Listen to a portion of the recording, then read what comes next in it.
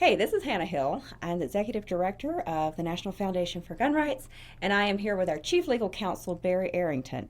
And we're kind of going over exactly what the Supreme Court has done for gun rights now that the term is over and their summer recess has begun. They will resume in October, but they've given us a lot to chew on in the meantime. They ruled on our case, Beavis versus Naperville. I say ruled. They declined to take it at the time, and we have another video on that one, and we'll link to that in the comments below, and you can check that out if you missed that one. But that wasn't the only thing they did. They also took action on a case out of New York, a case called Antonuk. This is the follow-up, in a certain sense, from the Bruen case. So Barry, could you kind of give us an introduction to that case, what it was about, and what the Supreme Court did on the very last day of session? Thank you. So we all remember Bruen, June of 2022. New York, you can't have a discretionary issue permitting system. That's unconstitutional. It violates the Second Amendment. And that was the narrow issue that was decided in Bruen. Go ahead. Now, you said discretionary. What do you mean by discretionary permit system? Okay, so Bruen said to New York, you have this permitting system where you, if you want to have a permit to carry a weapon outside your home, you have to come to a government official and say, "Mother, may I?" sort of a situation.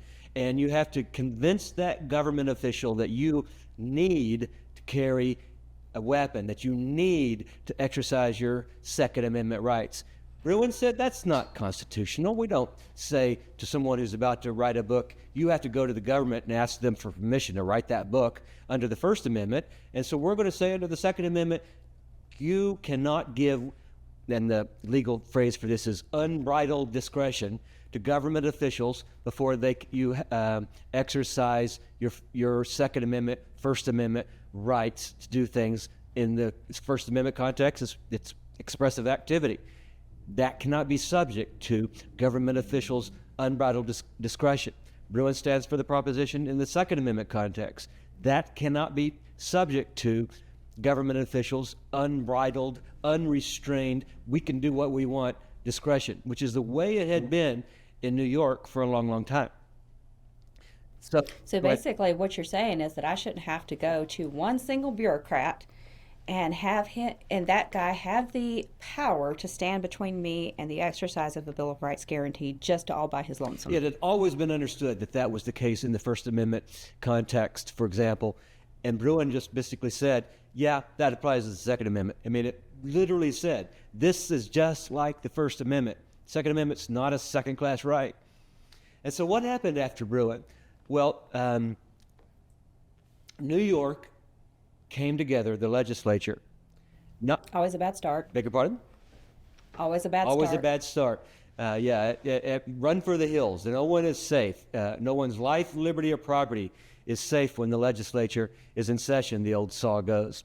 But what was interesting about this was they got after this situation not years, not months, not even weeks after Bruen came down, literally days after Bruen came down.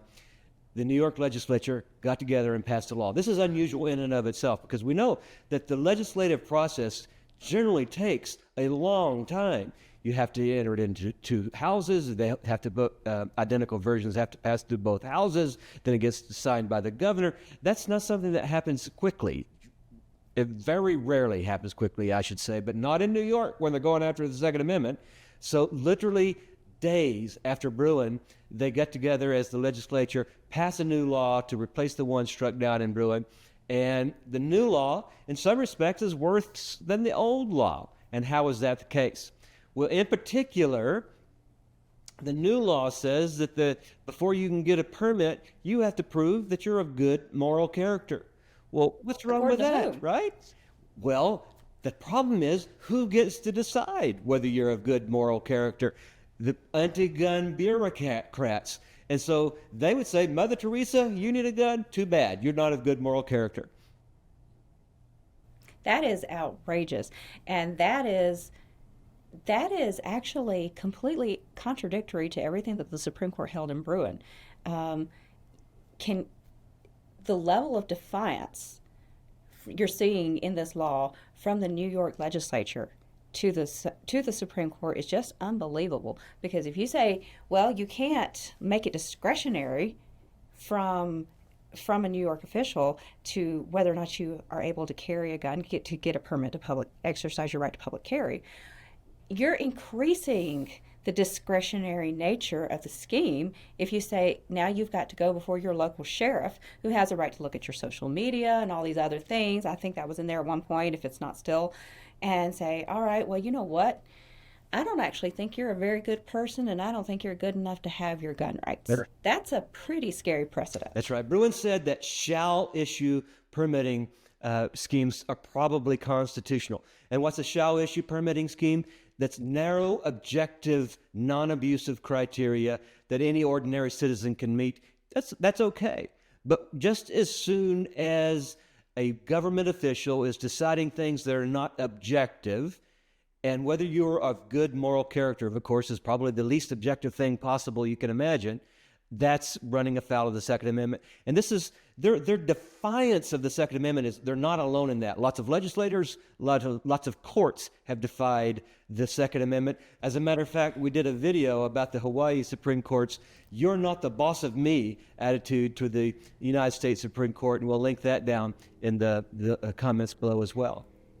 Now, I'm going to jump in real quick because I want to clarify something that you said just now. So you said that the Supreme Court in Bruen said that shall issue permitting schemes are probably okay. Now, there's a difference between what the court says is okay and what the Constitution says is okay, because the Founding Fathers intended for most policy to be set by the legislature, by your elected representatives creating the laws. And there are things that those legislators should not do. Constitutional carry should be the law of the land. You should not need to have a government permission slip to exercise your right to keep and bear arms. But what the Supreme Court is saying is that if you have a permitting scheme, but it's based on narrow objective criteria, and if you meet those criteria, you automatically have to get a permit under the law, that does not reach the level of something that the Supreme Court is going to step in and overturn. That doesn't mean necessarily that we would argue it's good Second Amendment policy, because we would argue that it's not. And that's why we've actually been fighting to pass constitutional carry all over the country. But fighting gun control is a lot like trying to kill a mosquito with a cannon. There are some mosquitoes that are that big, but most of them are not. Most of them we have to get on the legislative side, and this is one of them. So I wanted to clarify that for our members, because that actually hits on the other legislative activity that NAGR has been fighting for all over the country. Right. So I want that's a good clarification, Hannah. I want to assure you that what I'm saying is this is what Bruen said. In particular, if you want to look it up, Bruen footnote 9. It's famous or infamous if you want to say that. But Bruen footnote 9 talks about objective shall issue permitting schemes, and it distinguishes those from the one that it's striking down, where it says definitely discretionary permitting schemes are unconstitutional. We haven't decided about whether we'll permit shall issue objective permitting schemes, but they're probably going to be all right. Let's take a look at them when they come down the road. But this is not that, and the discretionary system that New York has is definitely not constitutional. It's out. And in response to that, New York legislature got together literally days later, and passed another discretionary permitting system and ran it up to the flagpole to see who would salute it. And the district court in New York said, no, that's crazy. Almost immediately struck it down, issued a preliminary injunction against it, and it went up to the Second Circuit, which is the Court of Appeals with the jurisdiction over the state of New York. And the Second Circuit stayed that injunction. In other words, the district court entered an injunction. You can't enforce your new permitting scheme because it violates the Second Amendment as elucidated in Bruen. The Second Circuit said, well, wait a minute. We're going to lift that stay and allow the law to be in effect while it's being decided. You might remember that in December of 2022, Justice Thomas and Justice Alito concurred with that decision where they said, you know what, we're going to allow the Second Circuit to get away with this because it's kind of interlocutory, it's in the middle of the case, we're going to let this play out. We think that the district court probably got it right, but we will give the Second Circuit the benefit of the doubt. Then it took the Second Circuit an entire year to work out the case, and when they finally did decide the case, they struck parts of it down, and they upheld other parts of it. And in particular, they upheld the good moral character part of New York's new permitting regime. And Antonuk petitioned for certiorari this winter to the United States Supreme Court, and on the last day of the session, the court granted certiorari. Oh, that's great. We're going to see a decision. Well, wait a minute. That's not the end of the story, because they did something that's kind of peculiar to Supreme Court practice. It's called GVR, grant, vacate, and remand. And so normally when petition for certiorari is granted, that means everybody gets together, they brief the case over several months, then there's oral argument, and there's a decision. But when the court GVRs a case, it grants it, it vacates the lower court's decision. I mean, vacate means it's done, it's gone, it's eradicated, and it remands, that's the R part of it, back to the lower court and say, take another look at that. And what does it want the Second Circuit to take a look at? Well, Rahimi had language in it that addresses this responsible person issue, and the court GVR'd the decision and said to the Second Circuit, take another look in light of Rahimi. So you said that Rahimi addressed the responsible person question. So what does that mean exactly? How's that going to impact this good moral character case out of New York? Okay, that's a good question, Hannah. People are saying Rahimi was a blow to the Second Amendment. It was wrongly decided that it actually narrowed Second Amendment rights. The answer to that is no, it absolutely didn't narrow Second Amendment rights. It didn't affect Heller. It didn't affect Bruen.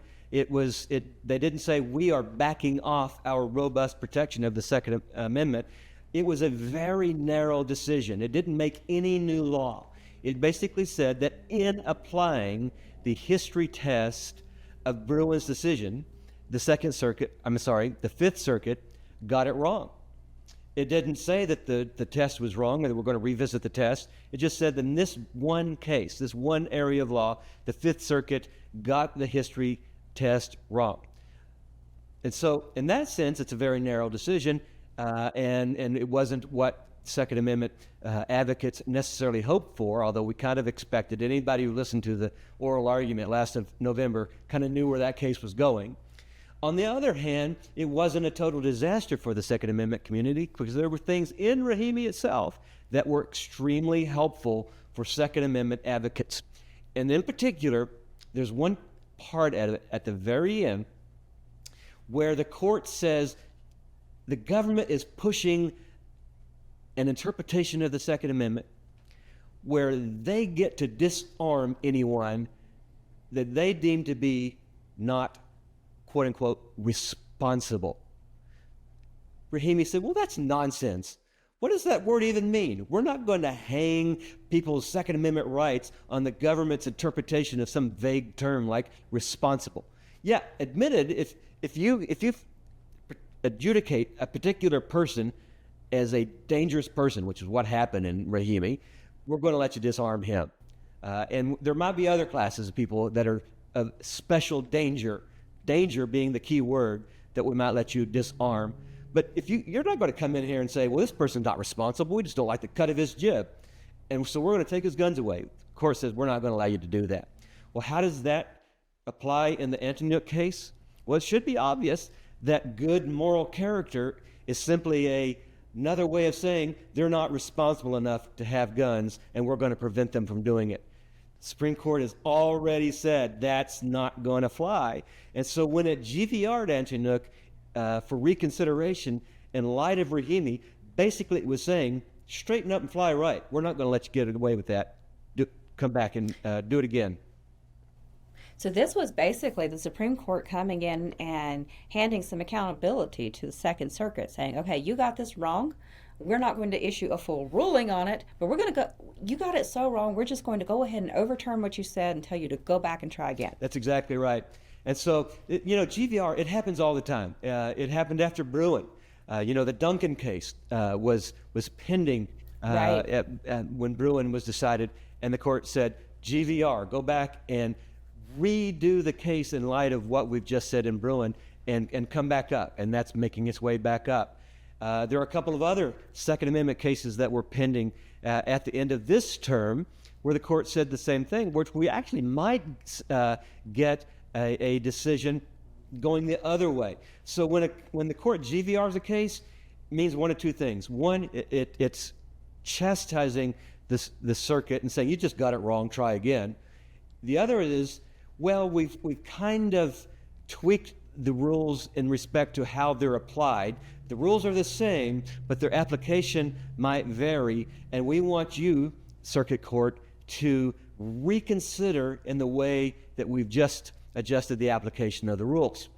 That happened in two cases that we're going to talk about that go the other way. One of the cases was Daniels, which is the drug user in possession case, and the other was the Range case, which is the nonviolent felon in possession case. And the fascinating thing about these is that all of them kind of speak to not how far the scope of the Second Amendment right extends, but rather to whom it applies, right? So that's exactly right. So let's talk about Range. Let's start with Range.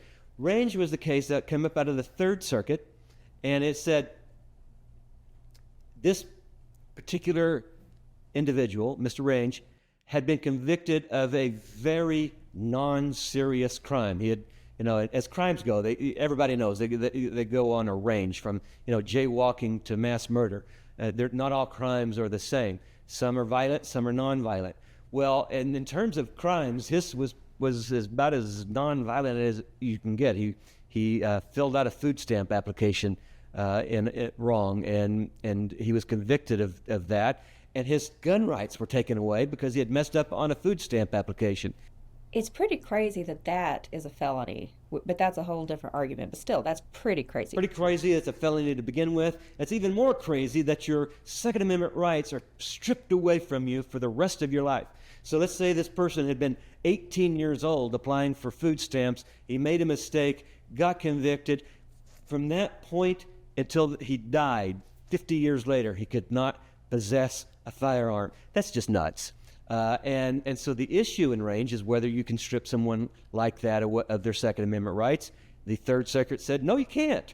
And because nothing in the founding era tradition allows you to take the rights away of non-dangerous, non-violent people. And Rahimi, so that seems like go ahead. That seems like that would have been the right ruling from the Third Circuit, right? And it seems like they would have gotten that correct. So why would the Supreme Court GVR it? So the Supreme Court says we've just tweaked Bruen in its application, not the rule itself, but it's an application that we want a record that there are founding era analogs that allow you to disarm certain categories of people. And one of the ones that we're saying are simply not responsible people. One of the ones that we're saying are dangerous people. And so what they're basically asking the Third Circuit to do is, which category does Mr. Range fall in? Does he fall into the range of, responsible? We don't think because he messed up this food stamp application several years ago that he's responsible and we're not going to allow him to carry guns? Or does it fall under the Rahimi dangerous situation? He's shooting up the neighborhood and therefore we're going to disarm him. And so the Supreme Court doesn't want to reach out and decide that issue when there's no record before it. And the circuit court below didn't really consider it. And they're saying, okay, we've told you how to decide these cases in a little bit more of a refined way. Go back and see if you come up with the same decision. If you come up with the same decision, that might be okay, but we'll let you know. So they're not saying then that your conclusion was wrong. They're saying we want to make sure you got the analysis right. That's exactly right. I would call Antonuk a substance case. They're more or less saying you got it wrong, try again. I would call Range a process case. You used a process that's not quite right that we've now clarified. Use the new process that we've described, and if you come to the same conclusion, you'll probably be okay. But we want you to use the right process, which is the same would be as true. with the Daniels case out of the Fifth Circuit. That was the marijuana case. He wasn't disarmed because he was using marijuana, that he was high as a kite, and therefore we're taking his guns away. He was disarmed because he was a user of marijuana. In other words, his status, not his actions, was what led to his being disarmed. And the Supreme Court said, again, we're going to GVR this, Fifth Circuit, take another look at Daniels and see whether it comes into the dangerous situation, which under Rahimi we're going to allow these people to be disarmed, or is it going to fall under the, well, he's just not responsible situation, in which the Second Amendment does not allow to be disarmed. Use the right process, come back and talk to us then. So what you're saying then is that this is not necessarily bad news for the Second Amendment. None of these GVRs are necessarily bad news for the Second Amendment. The Antonuk GVR, it's great news, reversed a really bad lower court decision on the merits, on the substance of it. But with these other ones, it's not necessarily saying that the lower court got it wrong. We just want to make sure you get your analysis right. That's exactly right. And it's not a mandate to come to the opposite conclusion. And my prediction is the Second Circuit will see the writing on the wall and will back off on the good moral character part of its decision. Range and Daniels, I suspect the Third and the Fifth Circuits will say, yeah, I think we got it right, even using the newly refined analysis. So this is actually really, really good news for a lot of reasons. In the first place, after the Supreme Court ruled in Heller in 2008 that you can't ban handguns, you can't ban weapons that are in common use, right? 2 years later, they ruled in McDonald. But then after that, you had a Second Amendment desert. They were silent. And the lower courts, basically, they coalesced around their chosen loophole, the interest balancing, the cost-benefit analysis on a Bill of Rights guarantee. And the Supreme Court just sat back and said, whatever, okay, fine, whatever, you can do what you want to do. We're not seeing that this time. That's exactly right. What we're seeing, yeah. We're not seeing the level of intervention that we ourselves had asked for. We wanted them to take our Illinois gun ban case. But even with that one, they didn't say no, they said not yet. And with these other cases, they're taking a very active role in stepping in and providing some guidance, limited guidance, restrained guidance, but guidance no less, for lower courts that are getting the Bruen test wrong. So that is actually really encouraging. It's very encouraging. You're right. McDonald was 2010, Bruen was 2022. So in the last couple of years after Bruen, far from the 10, 12-year desert that we saw after McDonald, we have the court actually jumping in and taking an active role in Second Amendment cases and what I would call Second Amendment adjacent cases. In Rahimi, they jumped in almost immediately and decided a case just a couple of years later. In the bump stock case, they decided a Second Amendment adjacent case where they said to the ATF, you blew it. You can't basically reinvent the law in terms of what a machine gun is. And then in the Carhill case, they just took and will decide next year. So basically what sometimes happens is the Supreme Court will grant cert in one term to be decided in the next term. And that's what they've done in this what colloquially called ghost gun case or unfinished frame and receiver case, what we would call privately made firearm case. The Fifth Circuit told the ATF, you don't get to say that these unfinished frames and receivers that you've blessed for many, many years as not firearms are all of a sudden firearms and make felons out of people that you blessed for years and years. And that's up for review in the Supreme Court next year. So the Supreme Court has jumped in both the Second Amendment and Second Amendment adjacent cases and has taken an active role. And we expect them to take another Second Amendment case next term and keep policing the boundaries. Because one thing is clear, the lower courts are still pushing back at Bruen. And the Supreme Court, as Justice Thomas has noted in a couple of his dissents, we have to, and he's talking about the Supreme Court, give them better guidelines, more forceful guidelines, because they're not getting it right on their own.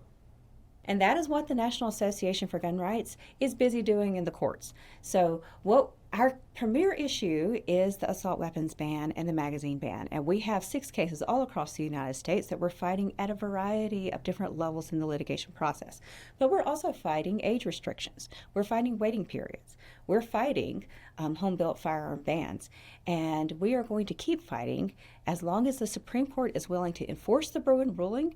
We are going to be bringing them every opportunity to step in and strike down gun control. So if you'd like to get involved and help us do that, there's a link where you can contribute to our legal war chest below, and we will continue to bring you updates as they come. Thank you very much.